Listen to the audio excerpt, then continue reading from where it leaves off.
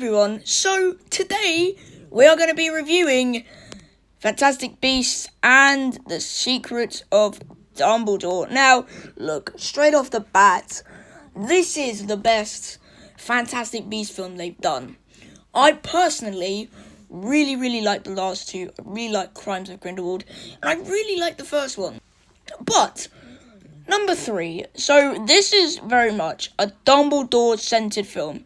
If you do not like Dumbledore, do not watch this film. Newt is in this film, but he's not in it to the extent of being the main character because, look, Dumbledore, I can't stress this enough, Dumbledore is the main character of this film. And I appreciate that. I like seeing Dumbledore out of his element, not really knowing fully what to do. And I like seeing Dumbledore scared.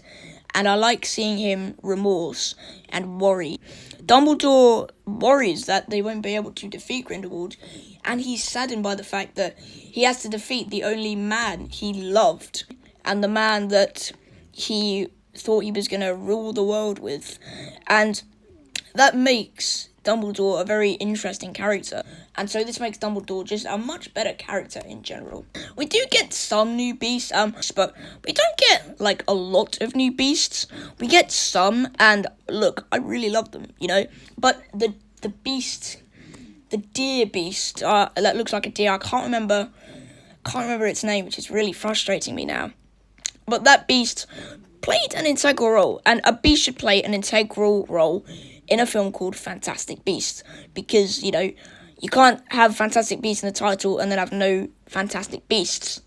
I did like that aspect. There were beasts, and Teddy and Pip, I think his name was, were very cute, and the scene was very funny because Teddy's a niffler, so he goes for the gold instead of saving Pip, and Pip thinks he is going to save him, and really Teddy has his hand out to grab the gold.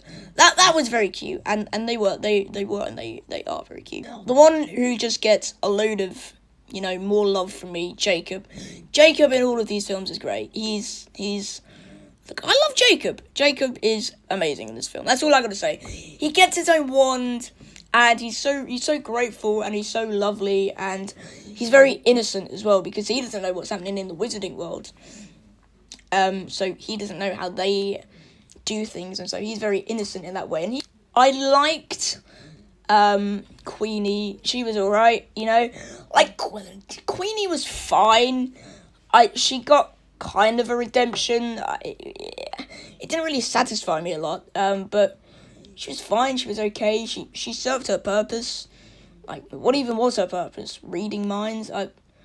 Yeah, she was fine. And she got married to Jacob, so that was sweet. I do have to admit, that was very sweet. Tina was completely written out of the film. It's a mess because they did such a crap way.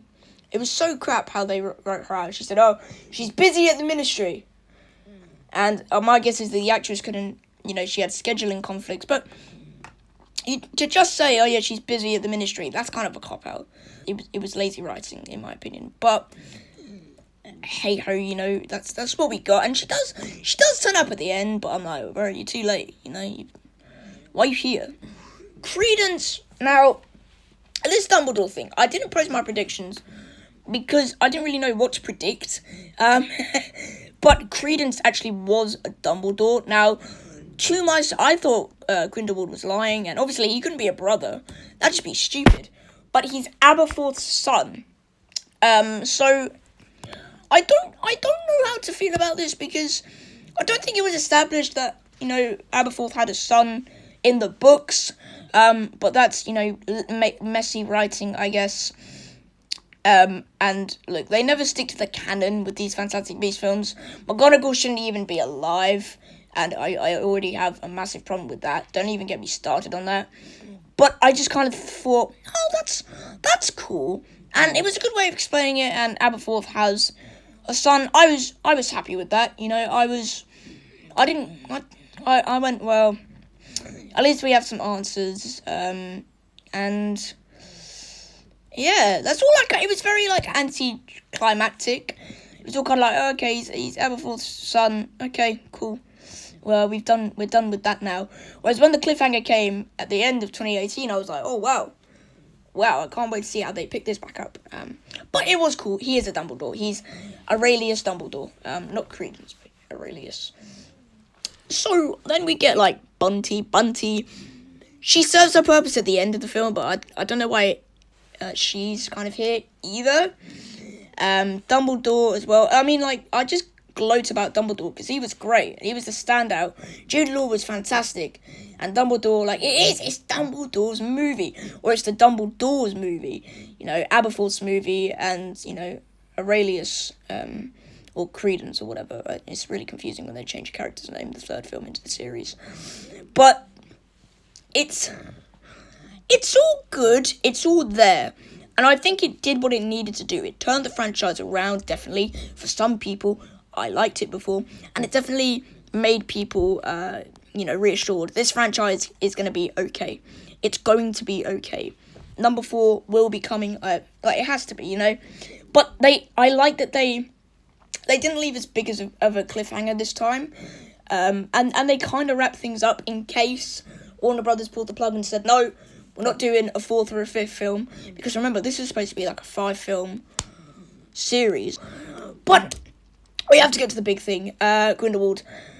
He was recast because of the controversy with Johnny Depp. And he was recast with Mads Mikkelsen. Look, I really don't want to get, hated on the internet.